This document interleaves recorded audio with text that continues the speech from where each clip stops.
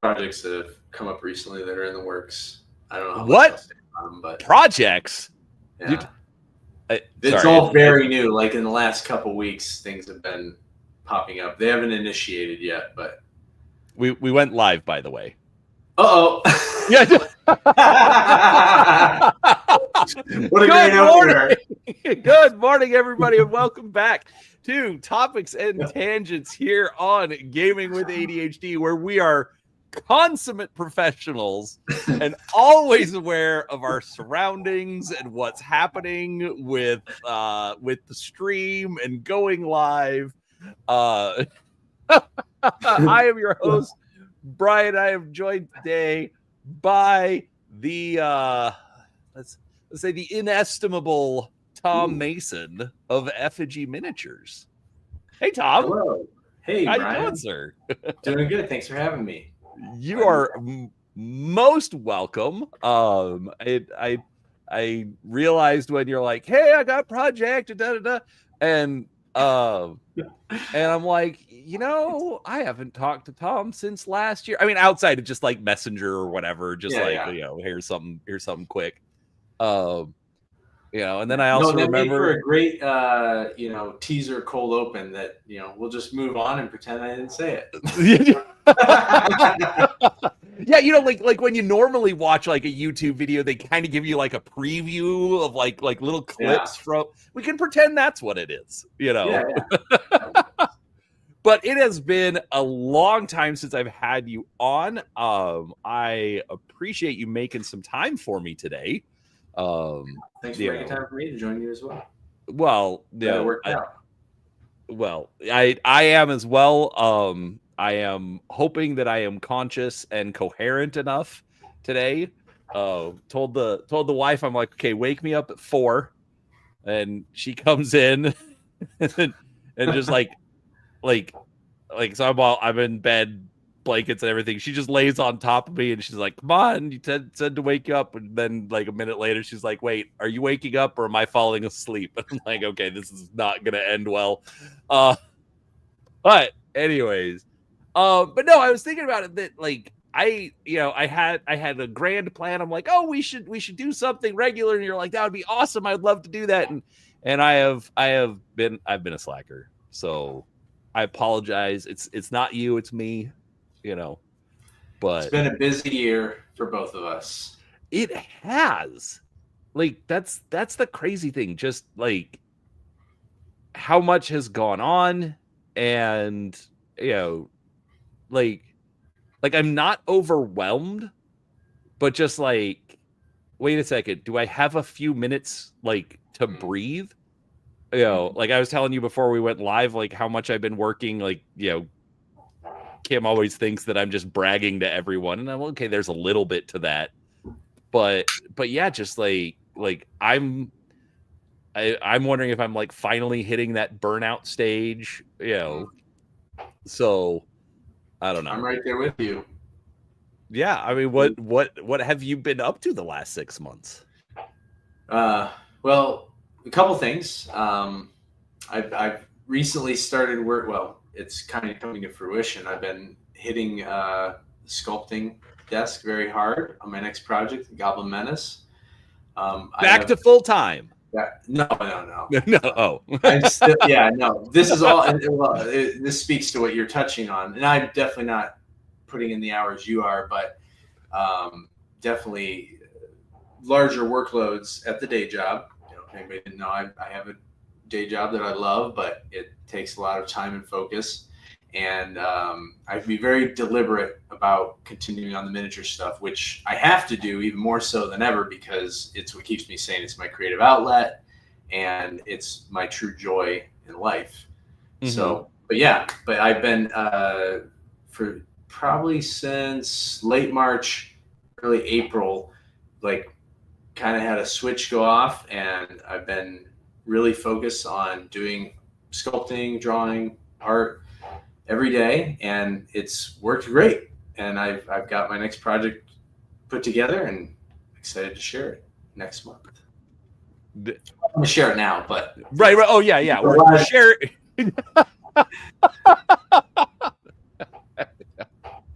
you beat me to the bad joke.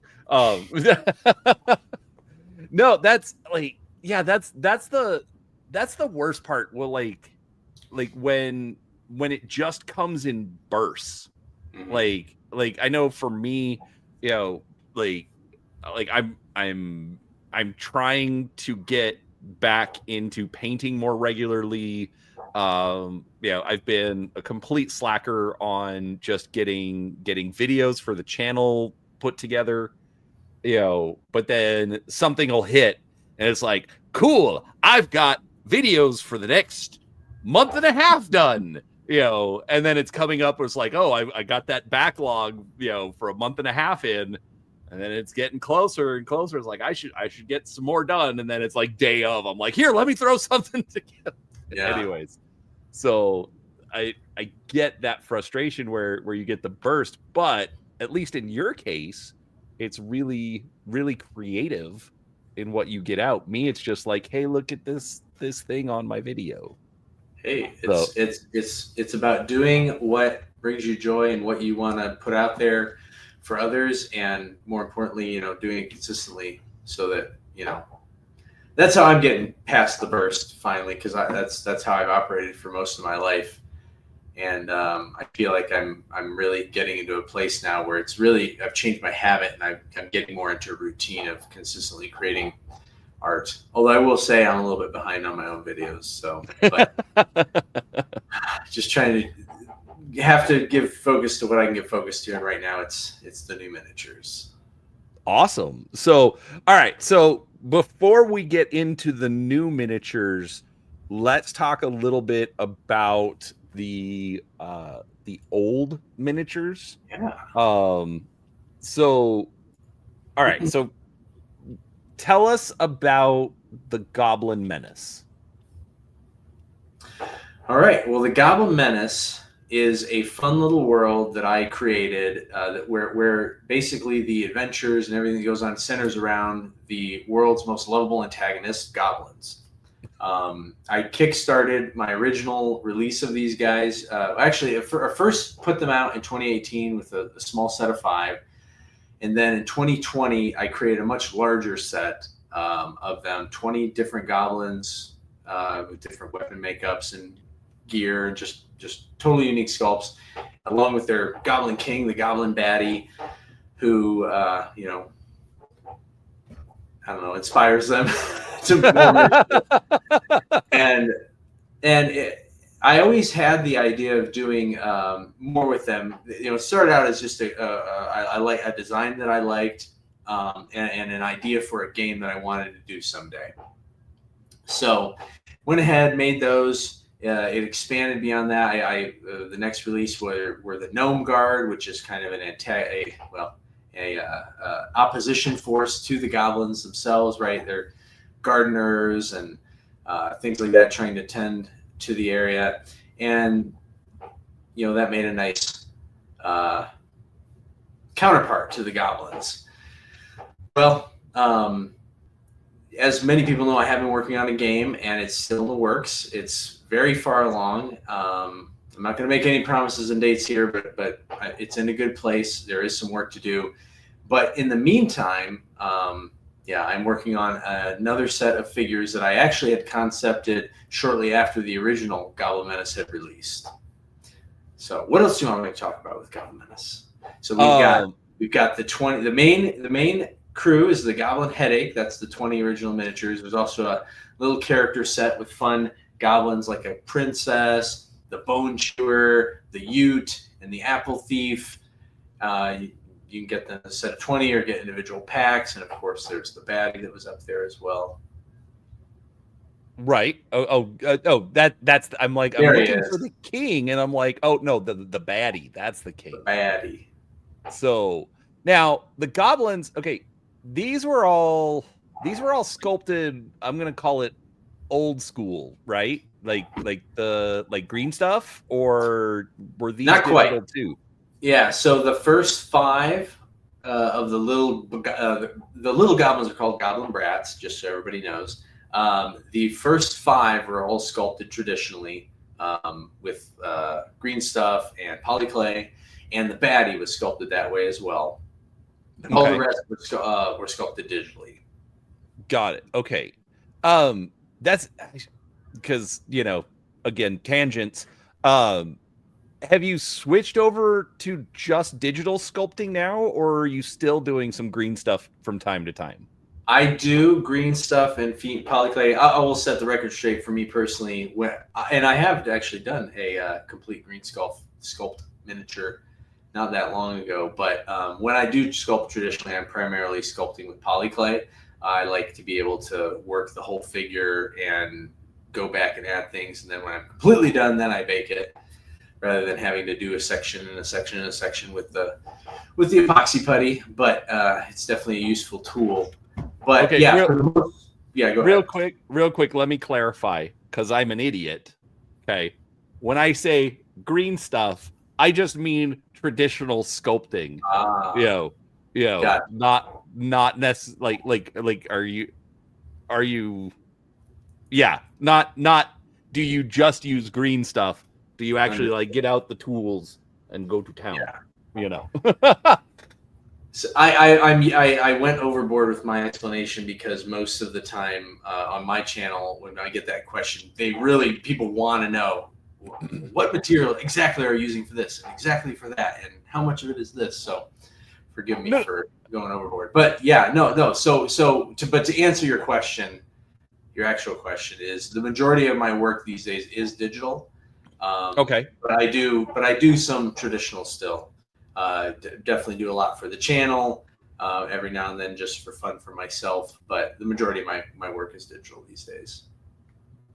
Got it. Okay. And so, all right. So with the Goblin Menace, so obviously you've just kind of been making them for yourselves. Actually, another slight, deviation.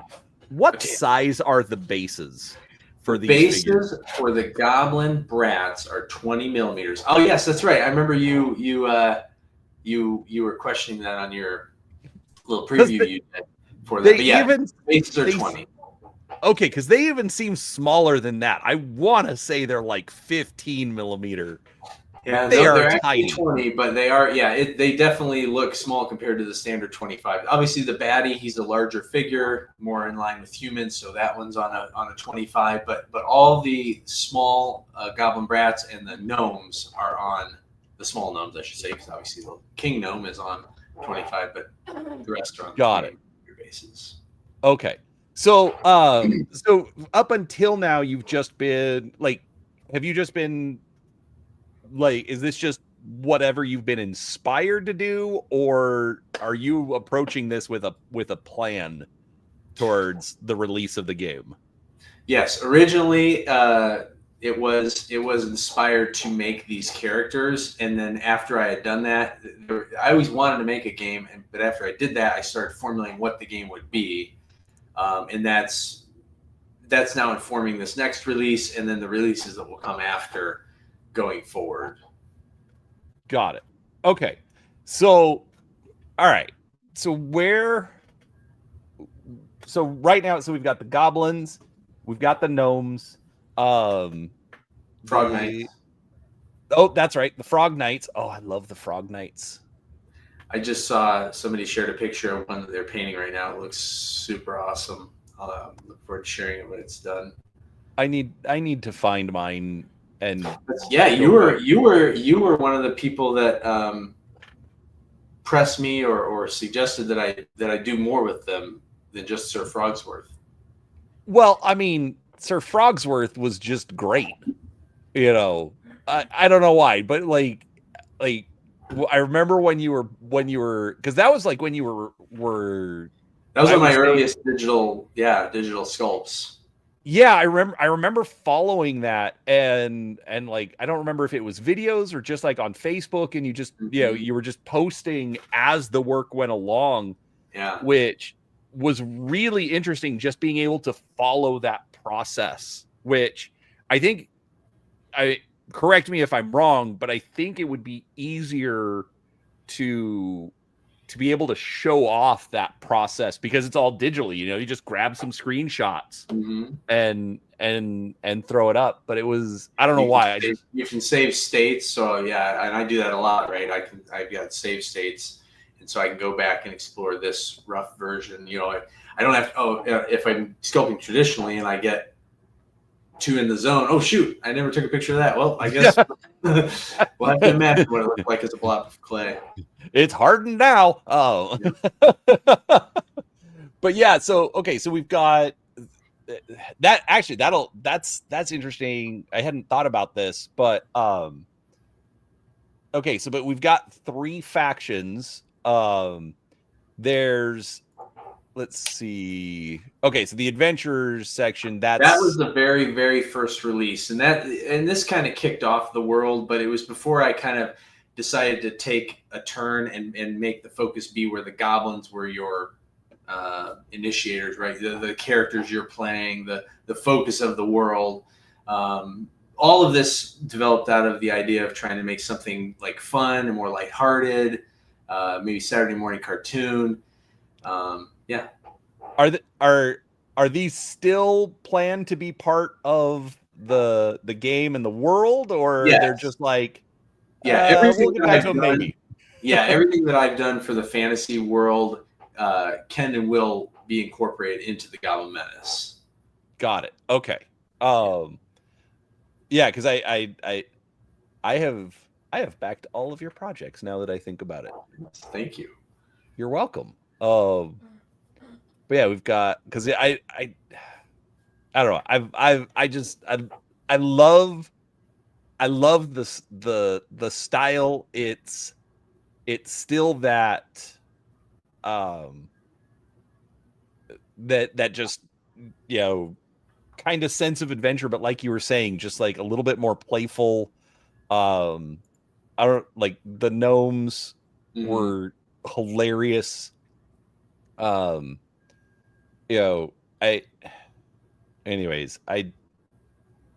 excited. So, all right. So we've got generic minis for the gnomes, the goblins, and the frog knights. So that gives us 3 factions. Not to get too heroes.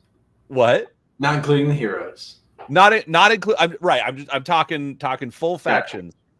Are there plans for more factions to be included, or are we going to kind of stick with those 3 for now? We will see more factions, but in some ways that's kind of the wrong, or the approach has changed. Okay. So as Goblin Menace progresses, it's going to, like I said, I guess I can't reiterate it enough. It's going to be focused around the goblins, and that will be the primary element that will be developed and always, being expanded upon. But within that, you'll start seeing other smaller elements from these other factions or groups as they enter the game to play out different scenarios and things like that.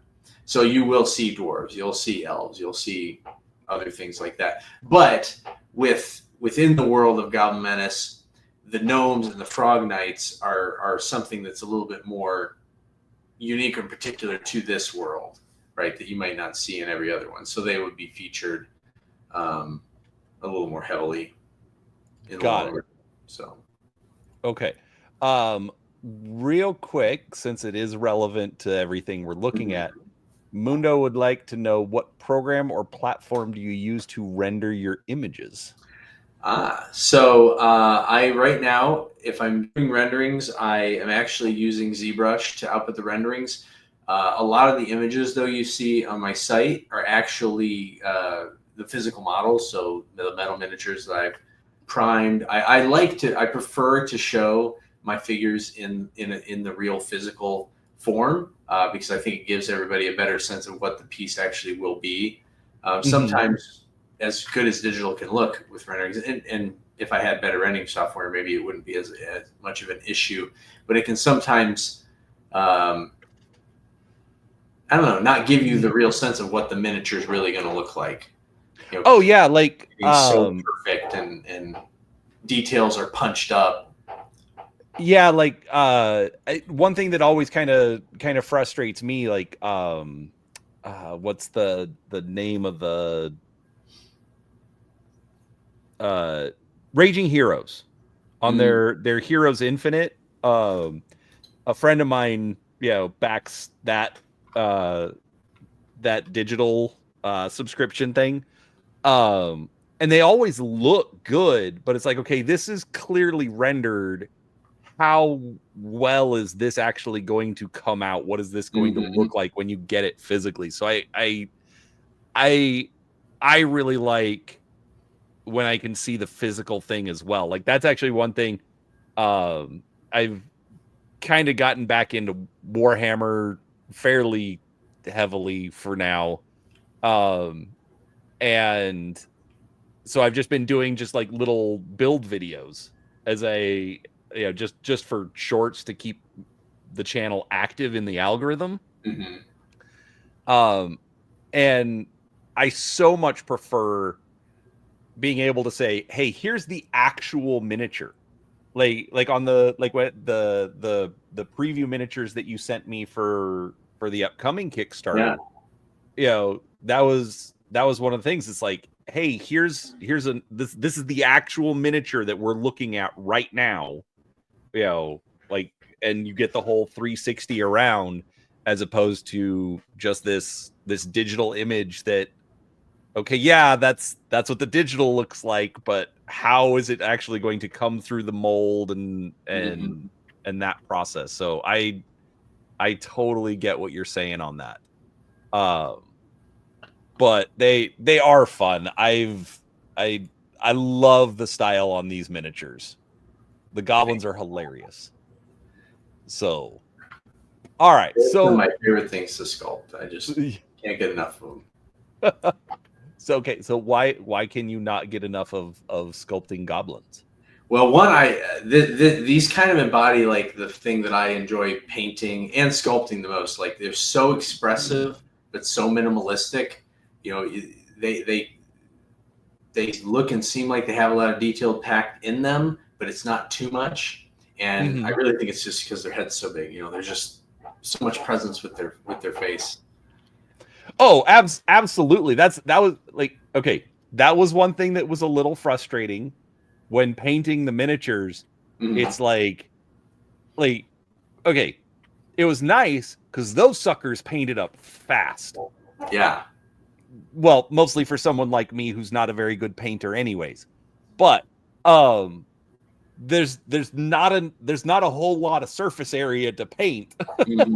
So, but you're right, just the amount of expression that you've pumped into these guys, like they're still fun. There's still so much going on, even as tiny as they are.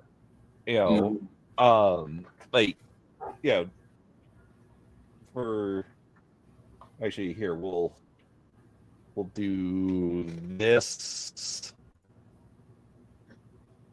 Oh, I guess I should turn the camera on.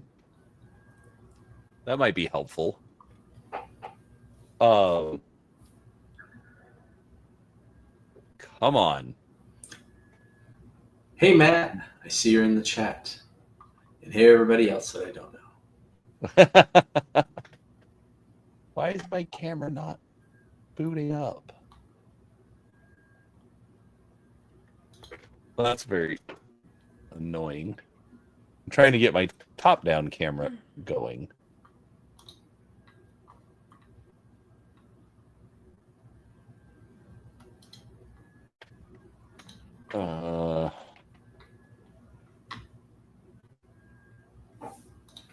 Sorry, nothing but a professional here.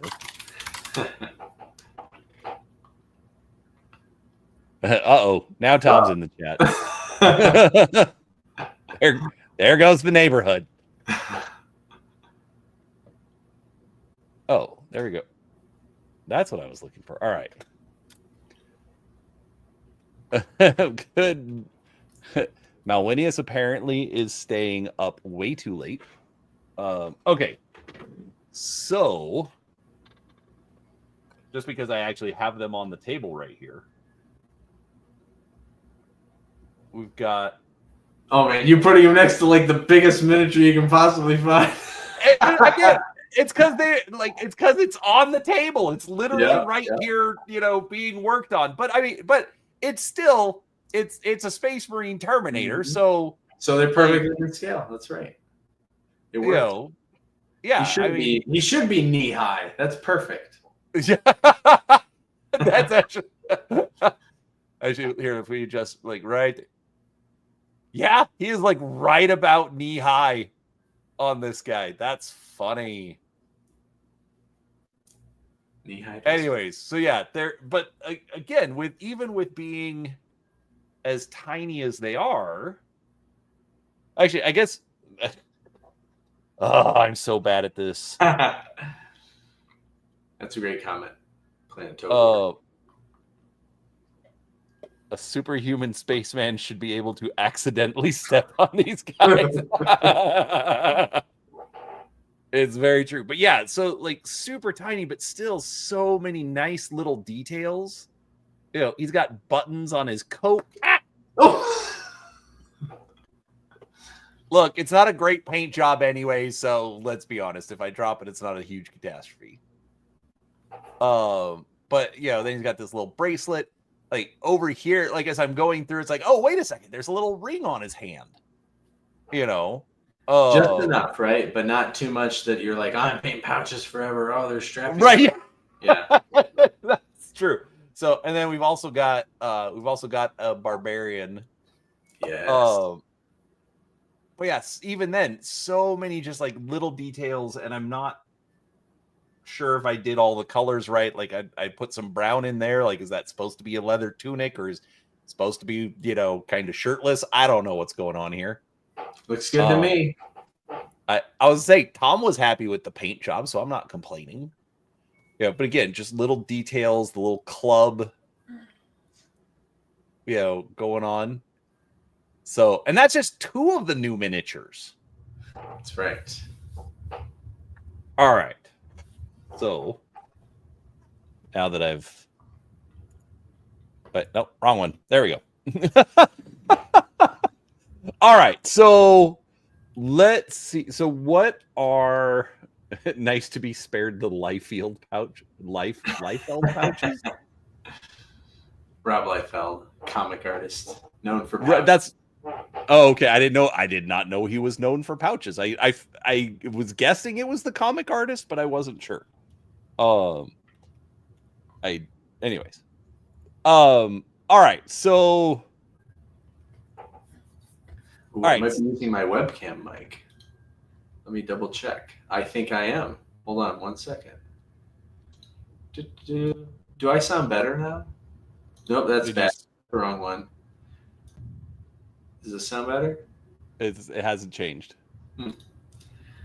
I definitely am using my webcam mic, but I don't see the choice for my... Oh.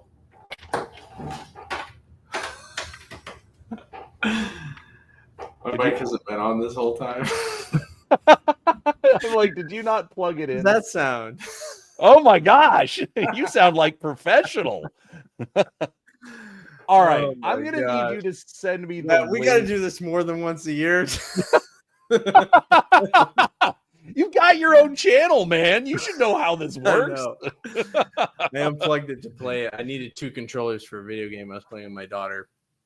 So I forgot to plug it back in. All right, back to the matter at hand.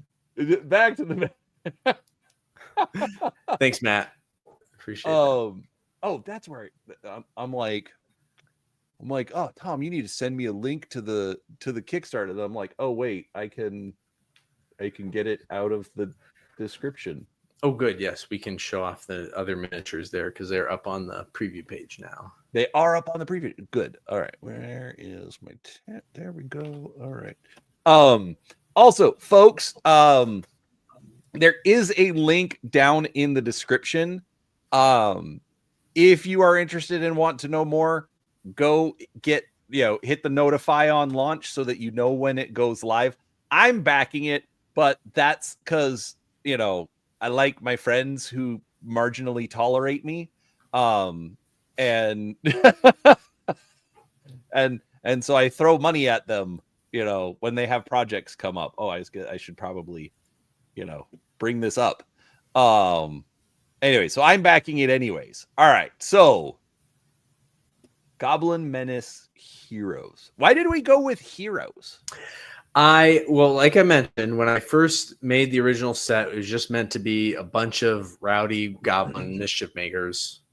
But shortly after there, I had the idea of, wow, man, it'd be funny if you had these same goblins, but like let them try to be heroes. It was actually suggested by a friend to do that, but then I was like, yeah, this is a great idea. I started doing sketches, and I just love the idea of, because I'm gonna step on my own thought. One of the things that I really liked when I was starting to think about the game was that the goblins, they want to be other people. They want to be other things, right? They don't view themselves just as these little brats. They think that, if they get a princess's cloak or fine fur cloak, that I am a princess. They're playing dress up, right? They're kind of like little kids. So I was like, how fun would it be if the goblins all thought they were the heroes? Maybe they find some dead heroes stuff and they put on the helmet, or I don't know, right? And then they're playing pretend. So I thought it'd be really fun to make these some maybe typical hero classes you would play in popular RPGs, but do them as the goblins. Okay. So is this more just you wanted to do a take on it, and so people are supposed to use these like for games of Dungeons and Dragons, or are they actually going to have a specific role in the Goblin Menace? Yes. So in the meantime, obviously, because the Goblin Menace isn't out yet, it's the former is true, right? The idea is that they're just really fun characters. If you want to play a goblin in D&D or Shadow Dark or something like that, right? You have a cool, literally a goblin hero that you can take into play in that RPG. But in the game Goblin Menace, yes, there will be scenarios centered around or these guys could join your little tribe to help you make mischief. So yeah, it'll be okay. Fun. So then, and actually that made me wonder, because like even like Reaper, does anybody ever like do anything like this for Goblin Heroes, or are you filling a niche that think maybe I'm filling it? I would be shocked if nobody has ever done it, but I can't think of any immediately off the top of my head. I'm sure there's some out there. There's definitely figures that you probably could use for that, but I'm specifically making, my goblins in very deliberate classes. So right. No, I was just trying to get more at like, like trying to say that, people should come and back this because you're not going to find it anywhere else. Yes. Like Reaper has a giant catalog of miniatures. I don't think they have Goblin Heroes. I think you're right. Yeah. So, all right. So, looking at this, okay, so you've done 10 heroes, but 5 different classes. Mm-hmm. All right. So we've got the barbarian, the bard, the cleric, the rogue, and the wizard. How did you decide to go that's with a great classes? question, because I did have a very I wrote down all the classes that I could think of, right? I grew up playing AD&D second edition. I played a lot of third. I haven't played any fifth and not much of fourth, but it stayed pretty consistent. So I wrote down any and all that I could think of. And the reason I settled on these is for 2 reasons. One, some of the character classes are sort of a little bit filled by the miniatures I've already made. So I wanted to do something different. And I thought I had fun ideas, specifically fun ideas for these classes. So it was a blend of those 2 considerations. Okay. Put this together. All right. Going along the D&D route, I mean, obviously there's like, so there'd be, I mean, I guess wizard and sorcerer could be the same. Mm-hmm. Yeah, What- I do have, and yeah, some of these could fill in for those for sure. But I do have ideas and concepts to expand these at some point. But Okay. somewhere. I was gonna say, okay, so yeah, because like the brats with the clubs and the brats with bows. Okay, so we could use those as rangers, Those could be clubs, some and fighters, the guys with swords, maybe.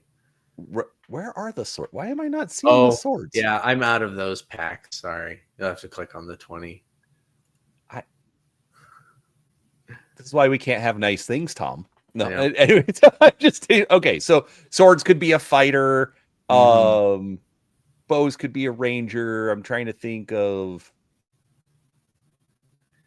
Like you said, yeah, there's a bunch of different wizard types that you could use as stand-in for the stock wizards that I'm working on. But if you scroll down, yeah, go ahead. I was just gonna say, I'm trying to think of what before we move in and actually look at Mhm. the miniatures. I was trying to think of what classes aren't filled yet. Well, you mean by by yeah. So let's see. I think fighters filled, technically rangers filled, druid is not filled. I don't think by any of these. No, warlock, no druid. sorcerer are iffy, right? Potentially, they could be the wizards could stand in for that. I feel like now I'm starting to stumble into like paladin, right? Maybe the way that's specifically a paladin. And I made a choice with the cleric to go them more of like a priestly look versus armor and mace, right? Yeah, so there could definitely even be a different blend with that. Okay, so all right, but you did say you've got some sketches and you've got some ideas for "quote unquote" Heroes Part 2. Yes, got it. Okay, good. Yeah. I like the fact that you've got more stuff coming. All right, so let's take a look at what we've got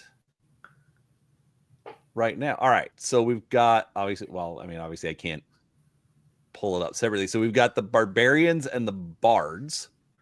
Yes. And I did two figures for each class just to give, they're small, simple, or, simpler figures. And I wanted to give a little bit more variety for people to choose from. And I had multiple ideas for each class. So I was like, oh, I'll just do two of each. Are they all boys and girls, or is it? That's basically how I delineated it. Because that's the other distinction, right? Bald goblins are boys, goblins with hair are girls. And there's just, it's more fun. I can have a little bit more variety to sculpt and yeah. All right. So which is your favorite of the barbarians? Ooh, well, I really, I'm not going to pick a favorite on that, but I'm going to tell you why I like them each on the barbarians. On the barbarians, the one on the left, was the first sketch that I did when I was like, I'm going to do this project, and it was a long time ago, but I just had so much fun and there was so much energy. But I absolutely love the girl barbarian with the mohawk and the swinging the axe crazy. I mean, you saw that she's on the cover illustration, just swinging away without a care in the world, accidentally chopping the wizard's hat off, which makes more sense now that I see that she has an axe, because I'm like, yes, how is the wood going through a hat? with all the stuff going on in there. Oh, and real quick, just to let you brag, you did this piece of art too, right? I did, and that was another thing. As I'm working on the game and doing other stuff with it, I really wanted to push myself to do more with this project. I didn't want to just sculpt. I do love to draw and illustrate, but I keep like not doing it. I'm like, no, you're gonna do it. This is what you love doing this as well. I always do tons of drawings in preparation for my sculptures and everything. I'm like, so do an image. And so, yeah, I wanted to do that to just help get across the idea of, they're all in a party together, but look, they're goblins. Yeah, they're goblins. It's not going. It's all about fun and mischief, even when they're trying to be the heroes. All right. So, anything else you want to tell us about the barbarians? No, I don't think so. All right. Okay. So bards. This I thought was fantastic. Obviously, the girl bard is probably your more traditional Yep. But the goblin bard with the tuba. Yes, that is actually everybody call it. I don't blame It's a everybody. sousaphone. It's a sousaphone. That's right. It's a sousaphone. The only reason that matters is because that's what it is, and it worked better for the figure. But it was always going to be some big loud horn. And when I found a sousaphone, I was like, "Oh my gosh, this has got to be it!" Because it looks even more obnoxious than a tuba. Well, and it's much more we'll say convenient for adventuring, since instead of having to hold it, Right, you kind of get to rest it on your body. I mean, we got a smart goblin here. He's like, I got to play something, but I'm going to make it easy. Yeah. Anyway, I love the look of the girl goblin. I love that she's singing and just jamming away on the lute. But I love the idea of the other bard just, I'm going to be going to a dungeon and I'm going to serenade everybody.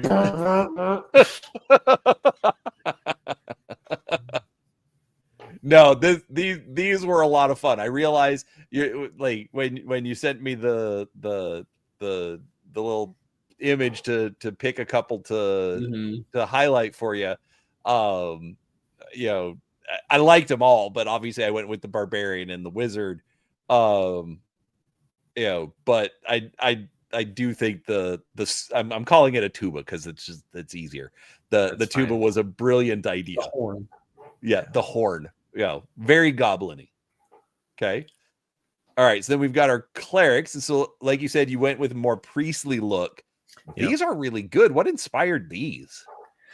The one on the left is it's an early concept that I did. I was just like I said, I made the choice with these goblins to not get into armor yet. I wanted to save that for things like the paladin or more, or if I wanted to do like actually armored goblins. And I just like the idea of making them look more pious and regal, right? Like these are ones who maybe are taking things a little more seriously. I like that juxtaposition. And so, but still wanted to create a variety between them. So I've got one with the staff, looking all priestly, and then the other one just, turning undead or something with her medallion there. Yeah, she looks a little bit more shamanistic. I can see that. Well, there you go. Now we can, maybe that's a druid for somebody. Yeah.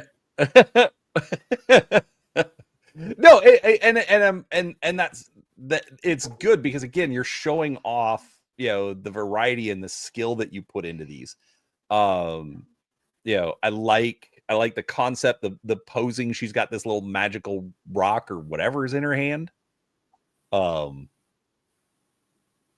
yeah, it's. I mean, again, they're clerics. Yeah. All right.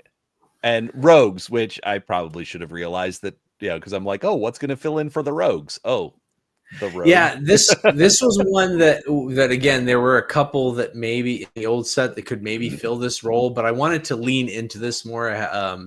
I made one that was very obviously kind of a stabby rogue, right? He's really hunched over, totally cloaked. He's got some little knives. He's very sneaky. Yes, very sneaky, very sneaky. But then the other one on the right, my friend suggested this idea. I wanted to have something to do with like holding some treasure or being a little bit laissez-faire, and he suggested having a bag, and maybe the angle isn't the best on this shot, but there's a hole in the back that's ripped open, and there's actually a pile of some gems starting to sleep out, and you can see some coins falling out. So right there. Yeah. Right. That I can see the hole, but so you're saying it goes quote unquote. Yeah. On the other side, there's a few more little like pieces of coins and some other stuff. So you can see she's so happy. Fantastic. She's got this big gem. She's just walking, but it's all falling out of the bag. So she is what you would call talented as a rogue. So, actually, we'll bring this one up now. I do have a question from Mundo for later, though. Will this be a multi-part kit for customization kit bashing? This set will not. This set they are all single piece sculpts, single piece castings. They're all going to be made out of pewter. So you'll get the pewter miniature in the base, plastic base. But yeah, in this case, no, unless you're very, very creative or handy with chopping things up. Yeah, with how small these are, like I was like, I'm not okay. You're better than I am, but in my head, I'm like, there's not a whole lot of surface area for these guys, anyways. Mm-hmm. For for coming in with multiple parts or even needing like the posing, like there's not a whole lot of undercuts. Mm-hmm.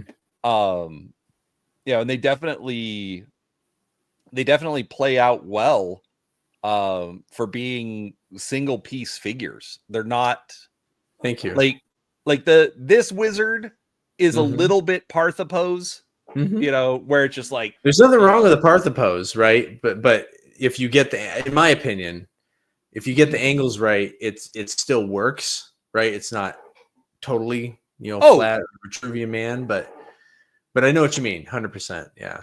No, I wasn't trying to insult the miniatures at all. I'm just saying that yes, they are like, it's a nice, easy kind of flat piece that to mold, but it's still a really, really good just look and style for the miniatures. All right, so then we've got our wizards.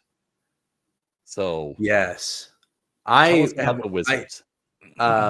My favorite, it really is the one on the right. I just love the energy of, she's got a spell book and it just looks like magic is flowing through her. But man, I've always wanted to do a goblin like with a big Final Fantasy hat. Sure. Kind of looks like Orko from He-Man. Kind of looks like Final Fantasy Third. Dang, you need another one so you can paint it like Orko now, right? Well, I'm getting another one. I'm actually like, I already told you I'm gonna. I painted up the second one. I'm like, well, I'm just gonna send him both now. Sending him off to a friend of mine. So, but yeah. I will admit, when I first sculpted this, though, I did not realize that I had basically made Goblin Orko. But once somebody mentioned it to me, I'm like, oh my gosh, I totally did. And it makes perfect sense because I'm a huge He-Man fan. Like one of the main shows I grew up watching as a child and way later in life as well. So fun fact, hated it as a kid. Could not stand He-Man. Didn't care at all. In the last few years, I have bought so many of the Origins figures. my son bought me the the collectors like whole series on DVD. I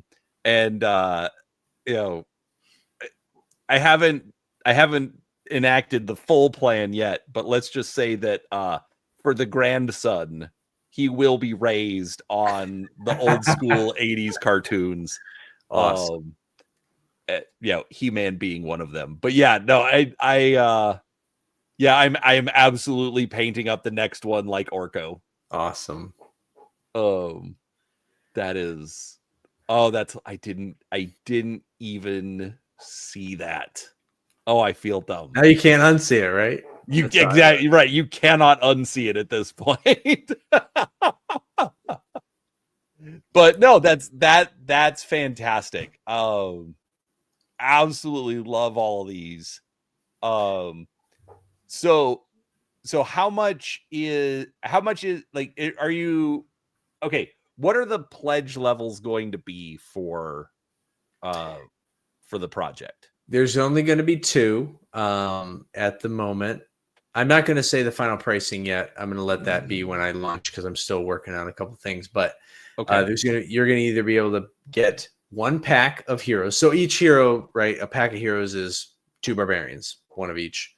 Got 2 bards, etc. So you can get 1 pack or add on other packs as you will, or you can get the main pledge, which is all 10 goblins, all 5 classes, all 10 miniatures. And with that, though, you are going to get a special promo miniature. Oh, special promo miniature. Yes. He is not on this page, but do we I can wanna share it tell with you, or people you about can him? share it. If you, what'd you Put say? it up. I said, do we want to tell people about him? Yeah, I'm okay with sharing it. All right, Okay. let me see if I can do this right. Okay, we're gonna share. Now, if I hit share screen, is it going to share everything, or is it just going to share what You I can click? share a window. Okay. Perfect. Now I just have to find it because I have a lot of stuff open. That's fine. Okay, here we go. So this. Let me. And ta-da! Thank you. Dun, dun, dun. So this is the promo miniature that will go with that everybody will get on the Kickstarter if they get the whole set, all 10 Goblin Heroes. And I'll leave it to you to see. This is the sorcerer. This could be the sorcerer, but this is my this is a homage miniature, right? No. What could this be looking like? And I have some other plans and ideas in mind for other homages, but yeah. So wait. So there might be more promo miniatures as part of the Kickstarter, or that's for the next Kickstarter? No.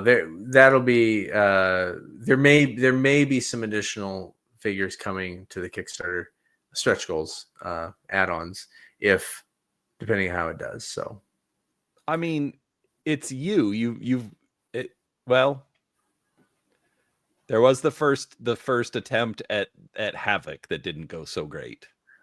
Yeah, but that's sci-fi. It wasn't around for very long. Yeah, we'll see. I mean, okay, it'll happen eventually. I'm just saying, I want you to do well. Yeah, thank you. So this I'm very excited for this. I had a lot of fun doing this. This is actually technically one of the only boy miniatures that'll have hair. So I don't know how that is in the lore. Maybe he just put on a wig because he was dressing up like this character, or maybe old Goblin. Well, yeah, exactly. It's a wig and and it's hiding the little hooks on his ears. That's right. Yeah, that's why you can't see. I was gonna say like it would be kind of funny if you went back and resculpted it so that there were like little hooks hanging over his ear. But obviously you've already had them cast, so that's not going to be a thing. So that's why I'm like, oh yeah, there's a little bit of hair hiding the hook. That's also, and I love that idea, but there's also the trying to manage, what's practical, what's going to just be annoying to a customer having, well, now I got to paint this little hook in here and that looks weird, or I don't know. Yeah, we can imagine. Or you could go 40K style and go with quote unquote hair squigs. Like do you know about that? I don't. Yeah, orcs don't have hair. Oh. Okay. There are squigs that have hair. And so then they just like the orcs that have like the top knot. No, that's just a squig that's biting his head to stay there. That's funny. Is that real canon? I swear I've read it somewhere. I believe it. Out to you. Actually, now I have now.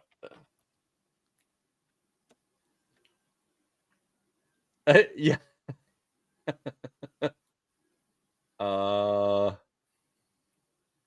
Let's.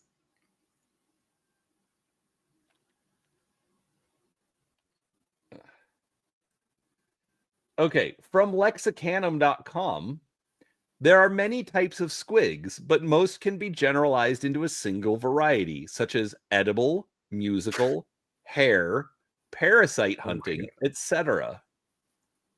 There it is. It's one of the top categories. Yeah.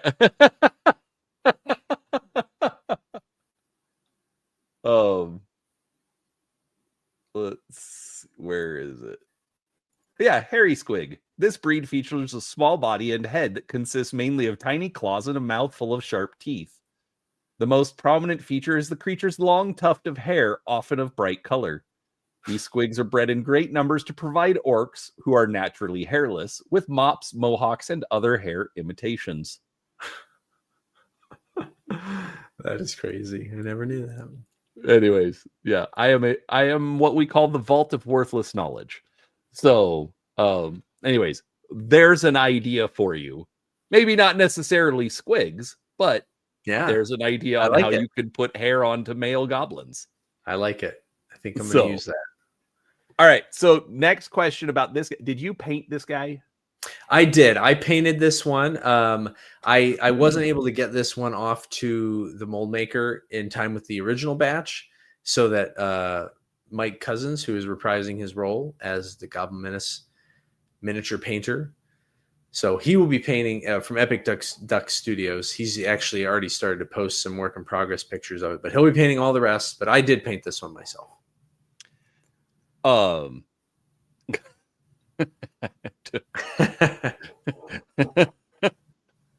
It's true. Okay, yeah, no, this is, see, again, Tom, this is why I like encouraging you to brag about yourself, because you're really good. I mean, we showed off my goblins that aren't half as good as this. So, you know. Well, thanks. Like I said, it helps that the miniature, like I feel like I made these to paint, so it helps me because I'm not the best painter either, but I really enjoy painting them.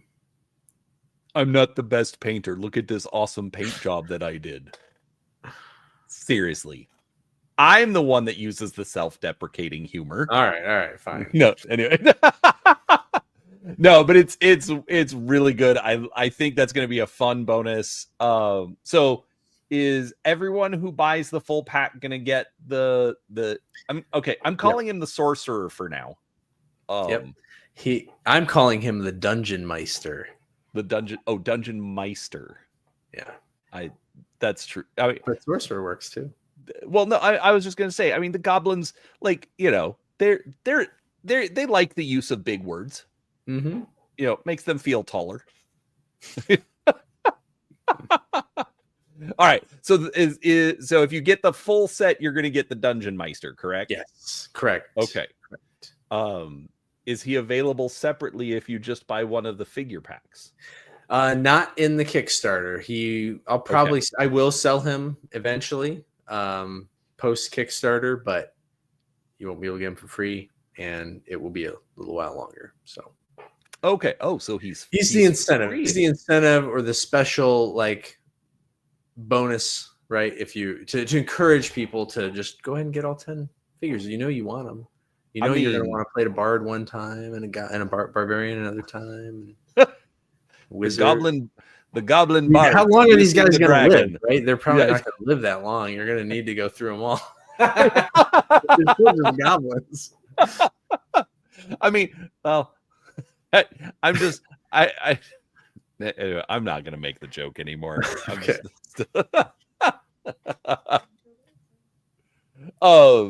No, okay, so that's awesome. Is there, all right, so not that I'm asking you to give them away, but how many stretch goals do you have planned for the Kickstarter? I have 6 definitely planned. Okay. Is it unique characters or is it pairs like unique one-off characters.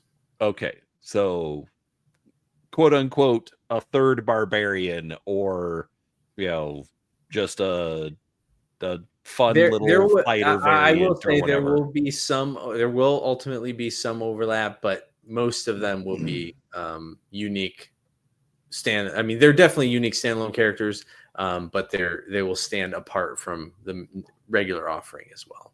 So okay, got it. And I guess what else should I ask? What have I not asked about?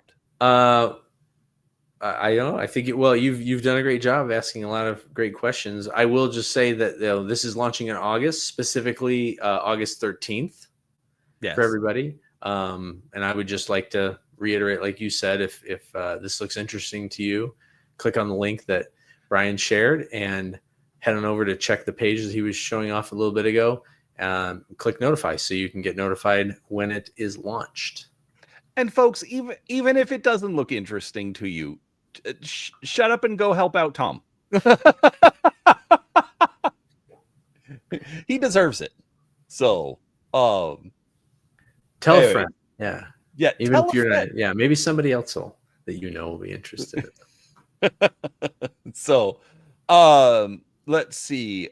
Oh, real quick, just I don't think anyone here is going to actually be there, but you are going to Gen Con this weekend, right? I am. Thank you for reminding me. I will be at Gen Con. Actually, I'm technically there one day, but I will be there too because on Friday I'm going to go stand in the will call line to get my badge.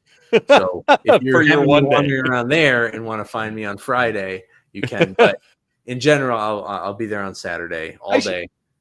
You're not going to wait that long in will call on Friday. Probably not, and probably not at the time. But I have, even last year, have had friends who have been stuck in line for over 2 hours waiting for their badge. I decided to go very late, so I have to go pick it up there. I won't be doing that if I go again. But I did not want to waste 2 hours in line on Saturday, so that's why I'm going to make sure I had it on Friday. That makes sense. And I mean, if you're only going for one day, you want to make sure you can, exactly. So I want to see the hall. I'm going to go stop by Miniature Hobby Events and see old friends there that I used to teach with or know from the industry, doing work with. So you might catch me there. Otherwise, I'll be walking around the hall most of the rest of the time. But the important thing. Oh shoot! I took it upstairs, so I can't show it to you. But I actually will.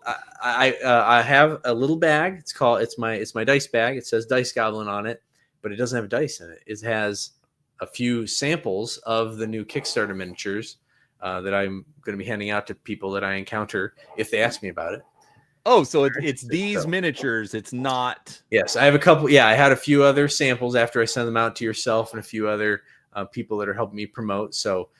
If you would like one, you can get a miniature and how would the word? How would they find you at Gen Con? Well, they're gonna have to keep their eyes peeled. I'm fairly tall, so hopefully I'll stand, be noticeable.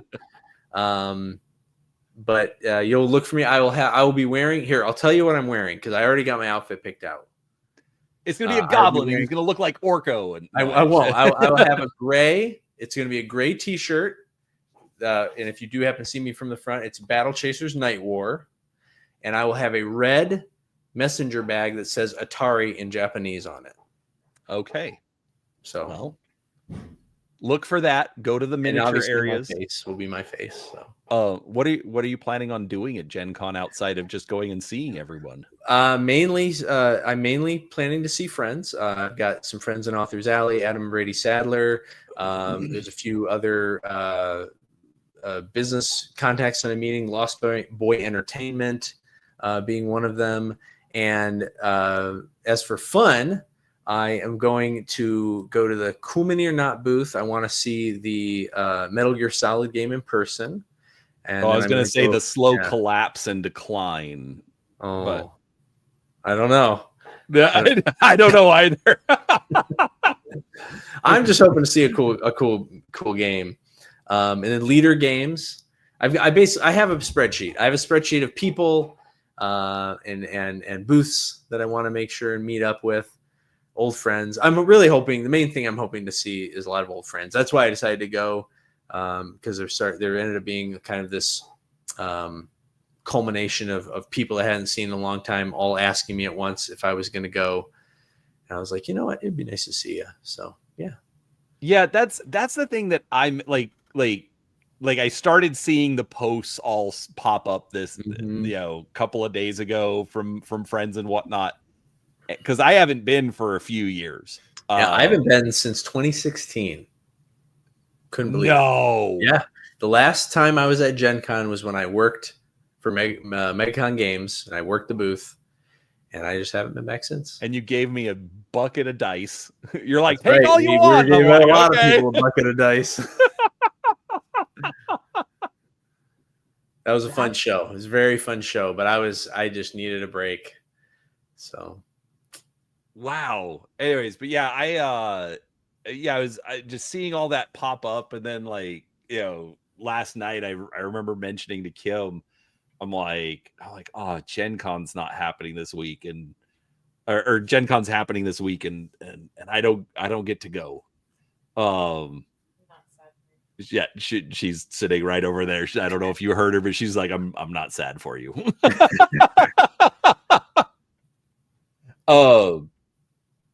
No, I hope you have a wonderful time. Everybody, obviously if you're watching this after the fact, sorry. Back the Kickstarter instead. Yeah. I'll be at Adepticon next year, so Brian, you can try and make that, or any other people can as well. See, and that's hard too, because lately Kim and I have been going to Dice Tower West. Oh, is it the same time? It's not the same time, but it's like, it's within like a week of each other. Gotcha. Yeah, that's rough. 2 conventions. Right. So, let's see. I was raised a poor orc child says, when does the Kickstarter go live? August 13th. Okay. Do we have a time picked, or just, I think I have it. I think my plan is to be noon o'clock Eastern time. That's what I was trying to say. Yeah, 13th, it should be up. 13th is a Wednesday, right? That is a Wednesday. That is correct. Okay. So around noon Eastern time. Got it. Well, maybe I will be able to back it before I go to bed.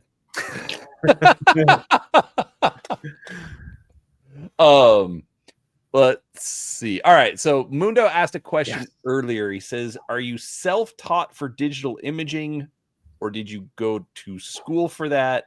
Not sure why he asked, really. And how would someone learn to do what you were doing? Or I'm guessing are doing. So short answer to the question, yes, self-taught with that. I went to school for illustration and graphic design. So I did learn a lot about computer art and imaging there, but I was doing it before then as well. But as far as anything sculpting related, and certainly anything, I almost made one of my biggest faux pas and called digital sculpting 3D sculpting. Anyways, digital sculpting, it was all sculpting's 3D. Anyways, I think you quote unquote corrected me on that in one of our first chats. I absolutely did. I've done it to almost everybody in every show, and I'm always like, I hope I didn't come off like a huge jerk, but it's a pet peeve of mine. Anyways, but I did so there. I just did it to myself. But yeah, digital sculpting, I for sure self-taught. Self-taught though being watched a lot of videos. Got a course once, and just asked a lot of questions to my fellow miniature sculptors who got into it a little ahead of me. But yeah, no formal training. It was all, putting stylus to screen and doing it again and again and again. Okay. Figuring out the program. So lots of practice is what you're saying. Yeah, the biggest thing for me, and it doesn't have to be this hard but at least the videos that were out there when I was learning and the things I was trying to do, there was a lot of, it was coming out of video games and movies, so it was very, very technical. And then there was, even with that, there was a couple different approaches that different artists would use. And so figuring out, you can sculpt something, you can approach it multiple different ways and still get a great sculpt. But this artist takes it from this angle and does everything from this direction. And this one does it from this way, and another person does it from that way. And so trying to figure out, like, what do I like from these groups, or what do I kind of have to follow versus what is just the way they do it, took a while to suss out. Right. While also just learning the program, because there's just so many tools in ZBrush, or even Blender if you're using that one instead, to be able to make it happen. So okay, so that actually reminds me of one question that I should ask. Okay, so these are physical rewards. True. But you digitally sculpt them. is there a reason you are not offering them as STLs as well? Yes. I want to present, especially with Goblin Menace, a finished, fully realized product. And obviously that could be in the form of digital, but I want to have a little bit more, I want to have more control over it and how it is put out into the world and presented. And to be able to have a little more say over how it grows as I create the game and create these other assets and bundle things into, box sets or packs. So that's the reason for that. And I like physical stuff. Not everybody's a hobbyist, a printer hobbyist, I should say, right? Right. Everybody's that we're talking to is a miniatures hobbyist. They want to collect the figure. They want to paint the figure. And so I really wanted to just offer a complete ready to use item rather than something you just have to go off and print on your own. Well, and to be honest with you, I worded it that way very specifically because I knew you weren't offering them as digital. And I figure instead of, oh, well, why about this? And then have somebody ask, well, why can't I have that? Just figured, let's just jump to it and have Tom say, no, I'm not doing that. So thank you. Yeah, I do get asked that a lot. Yeah. Okay. Yeah, that's the weird thing. Like I'm kind of mixed because I have all the printers. I can print up whatever. But like I get that desire for control.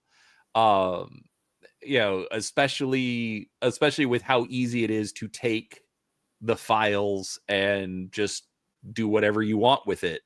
You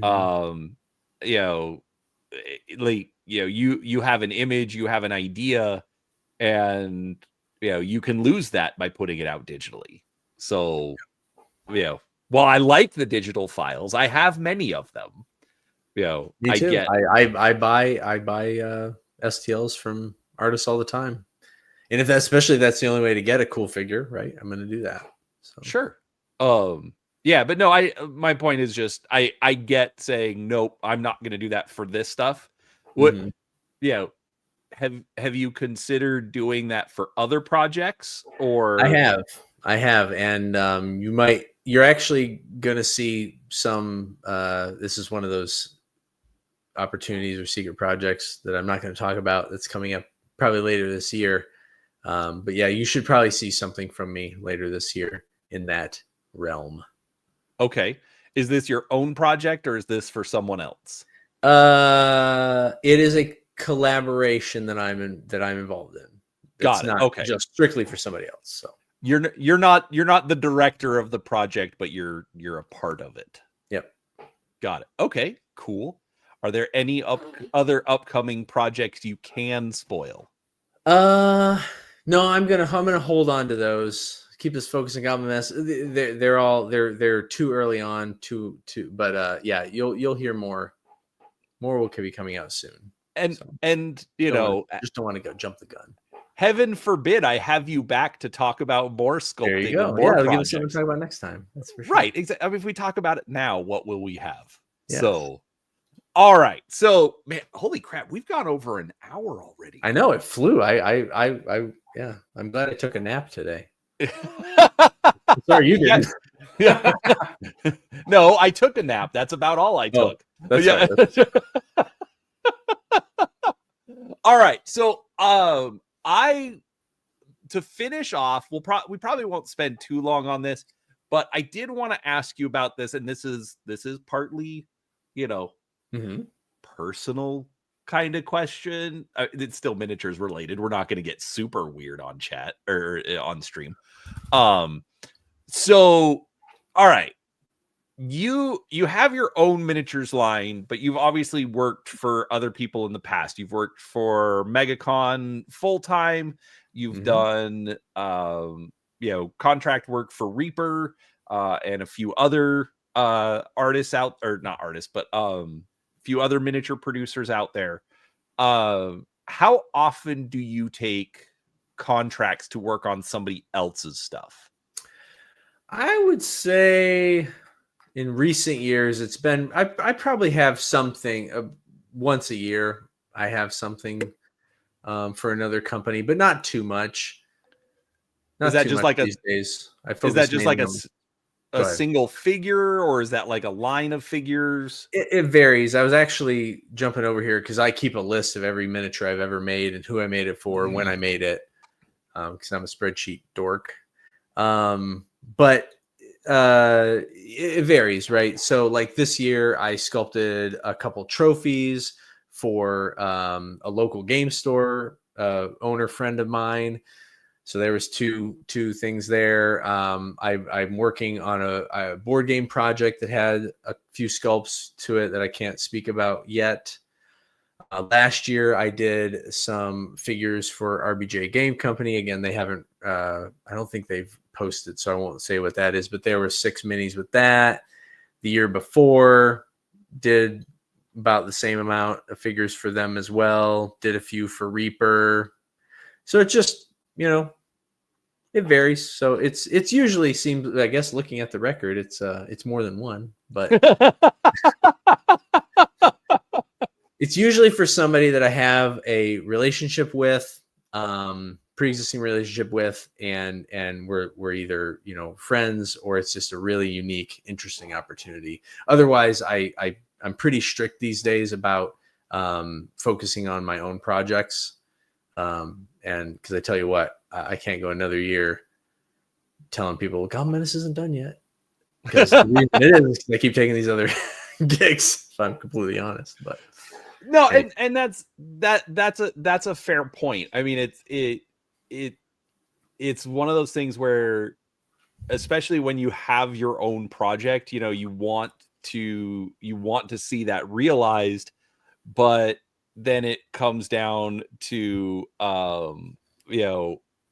like if you're doing half a dozen miniatures for Reaper, or tossing in some miniatures for a board game or whatever, you have your regular full-time job to pay the bills and support the family and whatnot. I mean, you've got what, like 8 kids now or something? No, still just the 3, and they're moving on in life. So eventually I'll be an empty nester, and I'll have supposedly hours and hours and hours. No, Tom, you're like at least like 10 years younger than me. I swear. So your kids, I swear they're all still small, and like I'm wrong on all of that, aren't I? My oldest just turned 21. My second is 19, and my youngest, my daughter, just turned 14. Holy, you do not look old enough for that. Thank you. You're welcome.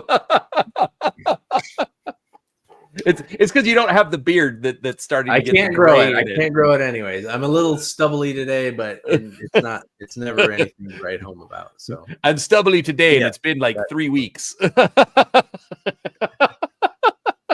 Yeah, 3 kids is a game changer. It's a very different dynamic going from 2 to 3. I will tell you. Right, you can't like crowd control. Just very hard to crowd control. The world's against you because everything's made for a family of 4. So like even if you have more than 3 kids, like 4 kids, you can break it up better. But no, with 3, when there's 5 people in the unit, it's right. Everything's off. Who has to ride solo at Disneyland? Mm-hmm. It's always a mess. All right. Yes, we derail ourselves. You were going to ask a question, or was that your question? So, right, but yeah. So you've got life. You've got all those things, going into it. So what is it that, like, what is it that would convince you to take on someone else's project? Because let's be honest, you have a skill that I have an idea. We've talked about my idea. I cannot execute the idea. So I need a Tom Mason to do that. So what is it that convinces you to take on a project that's not your own? Yeah. The biggest, one, it has to be a project that I like the idea of, right? That I wouldn't hate sculpting or working on. But the other thing that I'm looking for these days is I'm not looking to do projects that are so much contract work for hire. I want to have some greater level of involvement or ownership, for lack of a better term, right? Not necessarily like business partners, but I don't genuinely want to act simply as a hired gun. Okay. No, that's interesting. Do you see that a lot amongst other sculptors, or that they don't want to be, or that they do, right? That they want to be more involved in the project. They don't want to just be the hired gun. I think or is it just kind of depending? most are content with doing that, but I don't know if that's because the opportunity just isn't presenting themselves.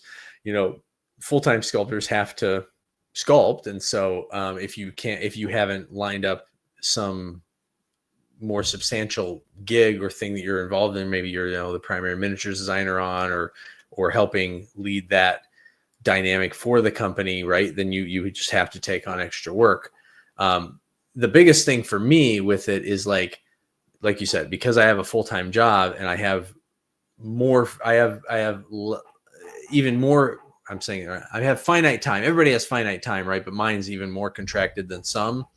If I'm going to take away from doing these projects of my own, then I want to make sure it's something that's equally as interesting or just bigger than just taking a little detour. I want to be a part of something, right?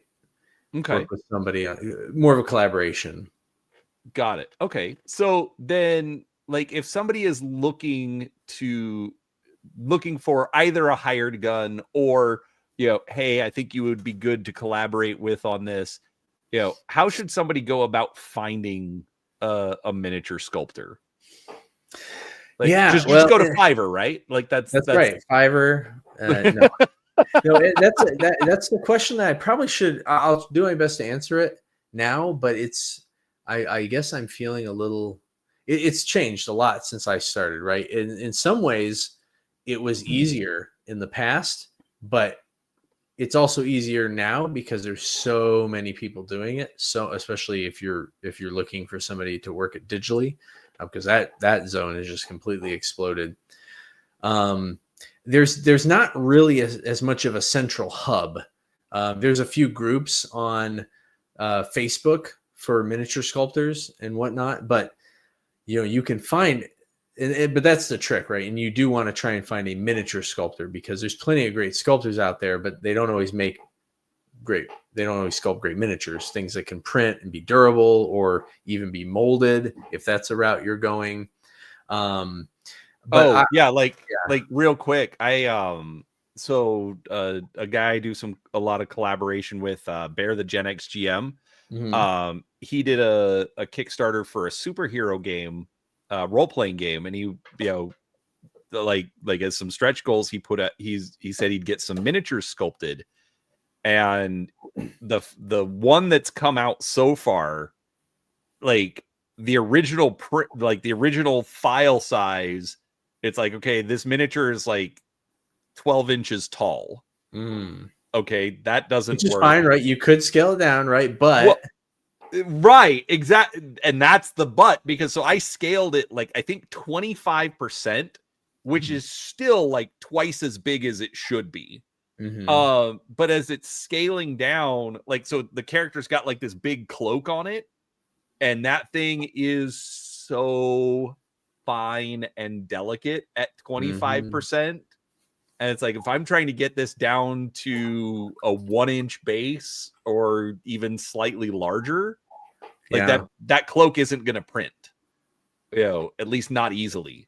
So yeah, it's not just, go find somebody who can sculpt. You need to have somebody who knows how miniatures work.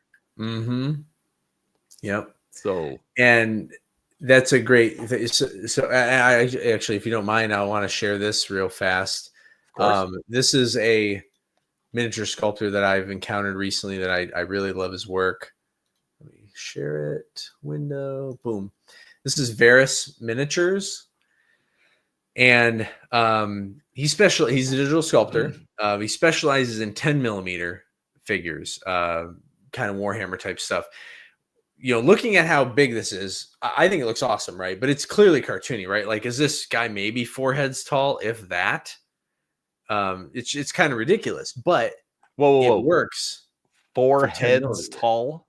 Yeah. So if you took the measurement, that's a sculptor thing, right? Or art thing. You generally the size of the head in relation to the body helps determine proportions and things like that. Okay. So if we took this head, right, and clipped it, boom, boom, boom, it's probably 4 heads tall. So it's pretty stout, pretty chunky. Right. But everything on these, figures, like if this was printed at a 25 millimeter, 30 millimeter figure, it would look ridiculous, right? It would look very cartoony. It would look out of place. But almost chibi-like. Yes. But with it being 10 millimeter, it needs to be, right? If it was that small, this head would look literally like a pen. If this mace, if it was sculpted to that scale, it would be as thin as a piece of hair, right? But now it's big enough that you can, at that scale, you can actually paint it. You can actually tell that that's a mace and that's a helmet. So not that you have to go this extreme, but depending on the scales you're dealing with a miniature, you do have to exaggerate stuff, especially if you're taking durability into consideration. Yeah, because exactly, like that's one thing I've thought about, like even like with Games Workshop miniatures, they fall prey to it every now and then. Well, no, but I was just thinking like the vehicles and whatnot. They are those pieces are thick. But then you compare it to like a model kit for a P-38. Yes. And the P-38 is super delicate and very fine, uses a minimal amount of plastic, and it's like you would never play with this on the table because it's going to snap. You can't. But that's a great example, because they're definitely you're not meant to touch it. You're meant to carefully build it, carefully paint it, set it aside. And it's trying to be realistically mimicking the scale too, right? Right. So, yeah. So I agree. I mean, you absolutely have to find someone who knows what they're doing. So all right. So what would you recommend? Yes, exactly. So yeah, like I said, there's not as many centralized, if any, centralized places. So what I do is I'm on Instagram a lot, and I tend to find people posting for their different Patreons or just sharing their work. I start to look there and find, the algorithm sometimes is an annoying thing, but at the same time, it can help you find, if you're starting to like these kinds of miniatures, you can find other sculptors, and you just start to find people that are doing work you like and reach out to them, and hopefully they're available. Okay. So basically, quote unquote, troll through my mini factory, and that's another great. Yeah, I actually didn't even think about that. That would be a great place to do. The one challenge that I have found with the new state of things with Patreon and my mini factory is that those artists will do work from time to time, but in some cases they're so wrapped up, especially if they're doing monthly Patreon releases, right, where people are expecting it. You're going to get 1 figure, 5 figures, 10 figures a month. Their time tends to be completely booked up. So you have to have a really great proposition to be able to peel them away from their day job, for lack of a better term. Oh, sure. Yeah, no, that makes sense. I was just more talking about like, going through and finding, what is it that you like? What kind of, stuff do you, who has a style that you would like to work with. But yeah, you're right. If they're, because some of those people like going back to Raging Heroes, they're putting out like 50 miniatures a month. It's like you're not crazy. I mean, clearly they're hiring other people, but you're if it was one guy doing that, you're not getting him to work on your project at all. So okay, cool. It's just one of those where, like I said, we've talked. Well, I haven't said this part. Like I just some other conversations that I've had recently. Like, trying to find artists lately is just difficult. Yeah, You know? I agree. And somebody that is reliable, that would get the work done. You know, like I said, you know, Bear, we've only seen one miniature so far.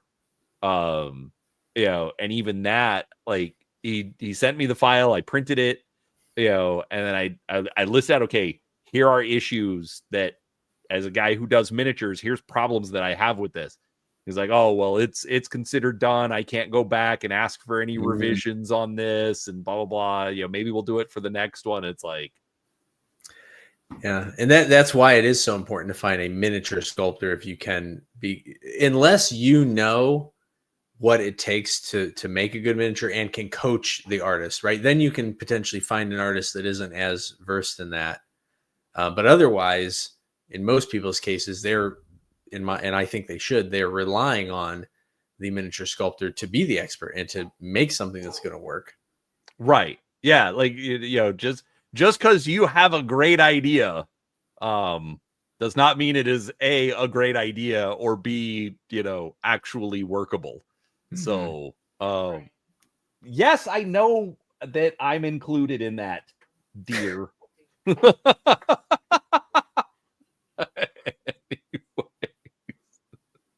Seriously, I got a whole peanut gallery over here. Anyways, so yeah, all right. Well, I think we can go ahead and end it there. I just conversations I'd had coming up, you know, made me think about that. And I figured, you know what? Let's ask somebody who knows. So thank you for that insight. Yeah. I will still ask you more questions and throw things your way, though. Sorry, Tom. Sure. You're stuck with me. I'm happy to talk about it anytime. All right. So anything else that you want to bring up, mention, anything we should, you know? I do have a new website, which you showed. I just want to let people know my website formerly was thetommason.com. You still can go there, and it's a link tree, so you can find me in all the places. But my new official website is effigminis.com. That's where I have all my miniatures that I sell. You can sign up for my newsletter and be notified of Kickstarters launching, or hear about when I do a new video or other announcements going on. I don't spam, and just try and share what's going on when something is going on. And yeah, other than that, no, I'm hyper focused on the Kickstarter and getting that last few things ready for that to launch. I'm super excited. Like I said, I did the illustration. I've got the miniatures already. Mike Cousins from Epic Duck is finalizing the painted ones, so I'm super excited. I'm gonna have painted versions of all the miniatures up on the Kickstarter before it launches. Yeah, it's just it just feels like I'm realizing this in a manner that I've always wanted to. You know, having it much further along, more of a complete finished professional product that I can share with everybody.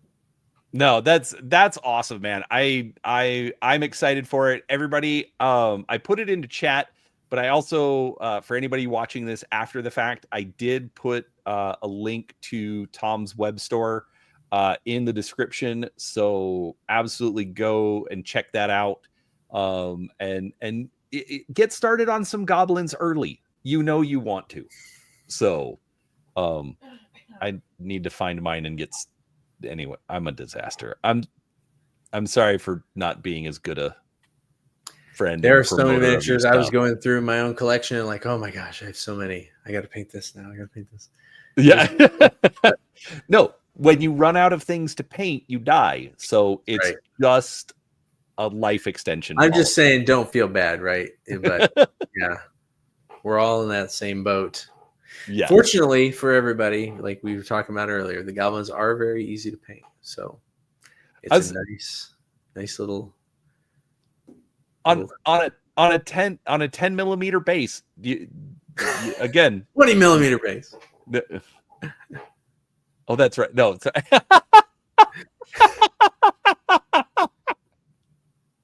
I still say they're less than 20. Dear Lord. I'll post a rule. I'll post a picture.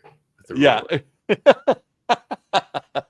They just feel so It's small. that whole pizza thing, right? Like that 2 12-inch pizzas is less pizza than 1 16-inch pizza. It doesn't seem possible, but it's just so much smaller. It just looks so small. Look, The area. Pie is just, doesn't make any sense. So, all right. Well, folks, thanks so much for watching. Thanks for hanging out with us. Your questions, obviously go back to Kickstarter when it goes live on August 13th. Link is down in the description. I will absolutely have Tom back. I will promote it myself. When it goes live, blah, blah, blah, whatever. Let's help Tom be successful and bring the Goblin Menace to life. Because A, he's a good guy, and B, the miniatures are fantastic. So thanks, Brian. You're very welcome, Tom. So with that said, folks, if you enjoyed it, hit the like button. If you're new here, hit the subscribe button. But otherwise, come back next time and, we'll go from there. So thanks, everybody. Thanks, everybody.